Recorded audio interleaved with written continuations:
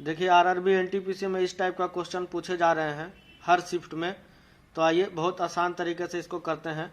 राधा अपने मासिक वेतन का 40% भाड़ा पे, 20% मनोरंजन पे, 20% मकान किराए पे खर्च करती है और शेष उसके पास 2000 रुपया बच जाता है। तो राधा का मासिक वेतन क्या होगा? तो देखिए बहुत सिंपल तरीके से इसको करते हैं। मान लिए राधा के पास 100 रुपया है और भाड़ा पे 40 रुपया खर्च किया, मनोरंजन पे 20 रुपया खर्च किया और किराया पे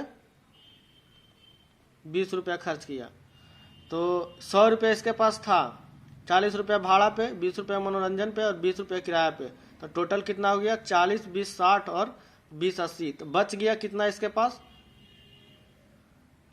बच गया इसके पास 20 रुपया। और क्वेश्चन में कितना बचा हुआ है? क्वेश्चन के अनुसार बचा हुआ है 2000 रुपया। तो देखिए इसमें से किसी का भी पूछेगा, इसमें पूछ रहा है राधा का मासिक वेतन क्या होगा।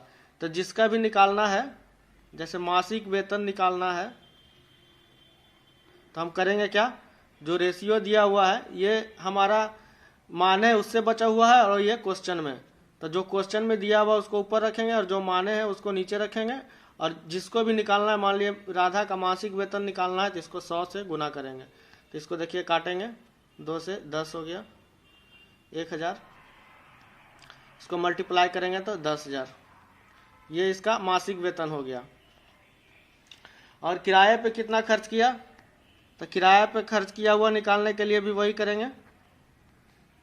किराया पे कुछ नहीं करेंगे, इसी रेशियो को लेंगे, 2000 बाई 20। और किराया पे कितना लगाया था?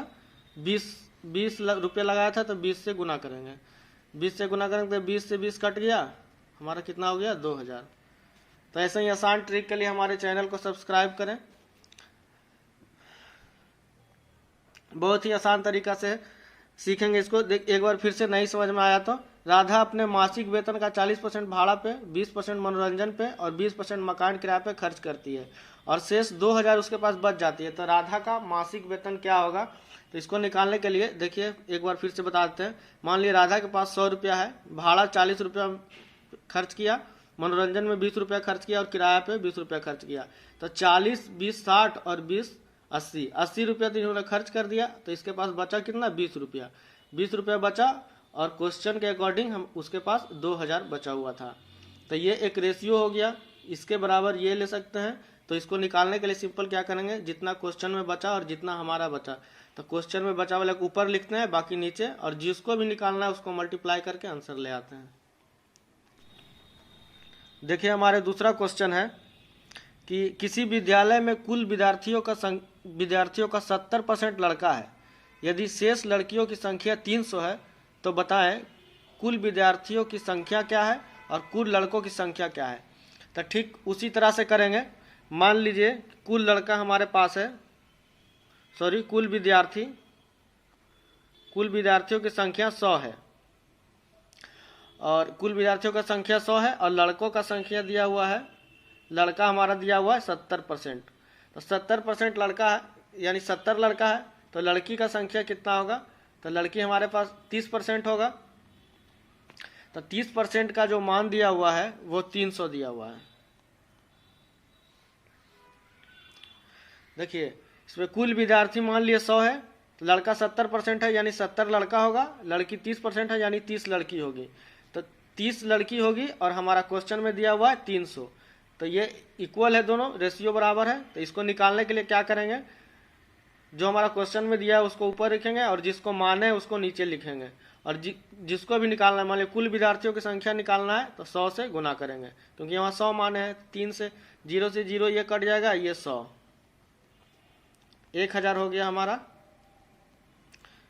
कुल लड़कों की संख्या, कुल विद्यार्थियों की संख्या 1000 हो गया।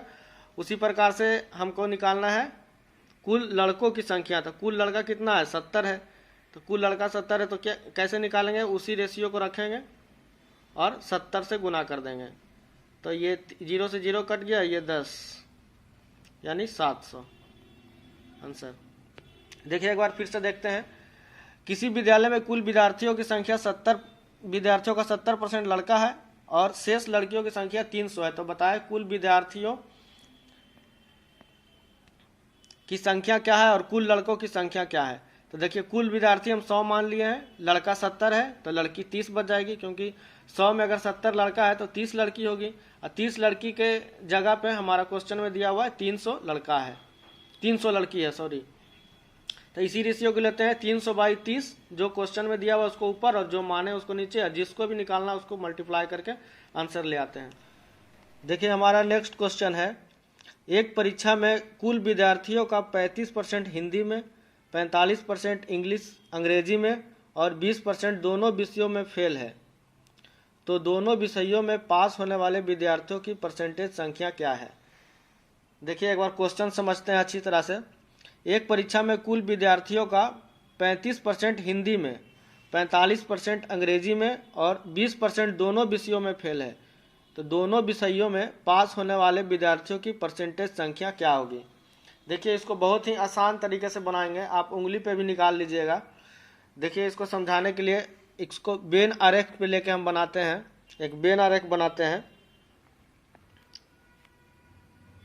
बहुत ही आसान तरीके से बन जाएगा। इधर हिंदी और इधर अंग्रेजी। देखिए हिंदी में हमारा कितना परसेंट है, हिंदी में हमारा 35% और इंग्लिश में हमारा कितना है 45% फेल है, और दोनों में 20%। तो 20% को बीच में लिख देंगे, हिंदी वाले को हिंदी में, इंग्लिश वाले को इंग्लिश में। देखिए जैसे क्वेश्चन में दिया है वैसे ही हूबहू लिख दिए हैं। हिंदी में हमारा 35% है और इंग्लिश में 45% और दोनों में 20%। तो इसका हम एक वेन आरेख बना लिए हैं। इससे हमारा क्या निकलेगा, देखिए 35 - 20 अगर हम करेंगे तो हमारा एक विषय में सिर्फ केवल हिंदी में जो फेल है वो निकलेगा,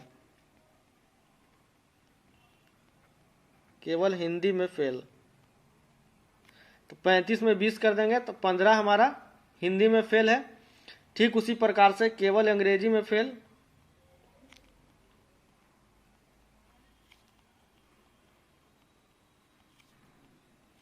तो 45 - 20 करेंगे इक्वल टू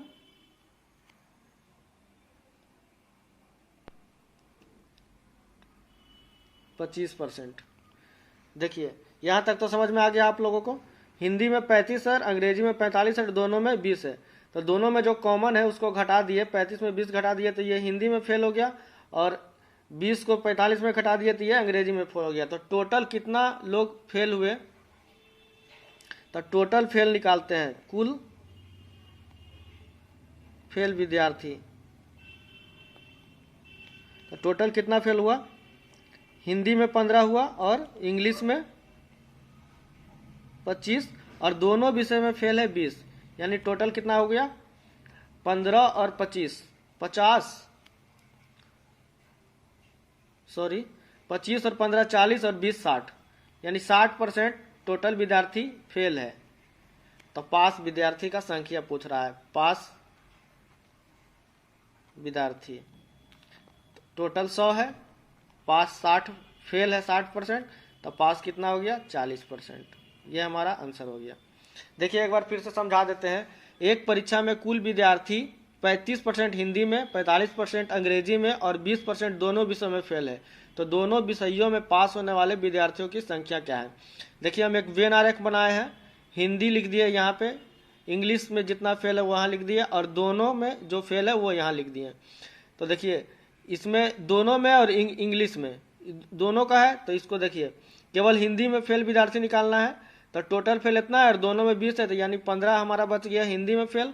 उसी प्रकार से अंग्रेजी में फेल निकालना है, तो 45 अंग्रेजी में फेल था और ये दोनों में, तो 25% हमारा दोनों में, सॉरी सिर्फ इंग्लिश में फेल वाला निकल गया। तो कुल विद्यार्थी फेल वाला का निकल गया ना, 15 हमारा हिंदी में फेल था, 25 हमारा इंग्लिश में और 20 दोनों में, तो टोटल 60 लोग फेल थे और टोटल स्टूडेंट हमारा 100 था, तो 100 में 60% घटा दिए तो 40 हमारा आ गया। हम 100 पे लेके चलते हैं, टोटल विद्यार्थी 100 पे लेके चलते हैं। वीडियो अच्छी लगी हो तो आप लाइक करें और शेयर जरूर करें। Thank you.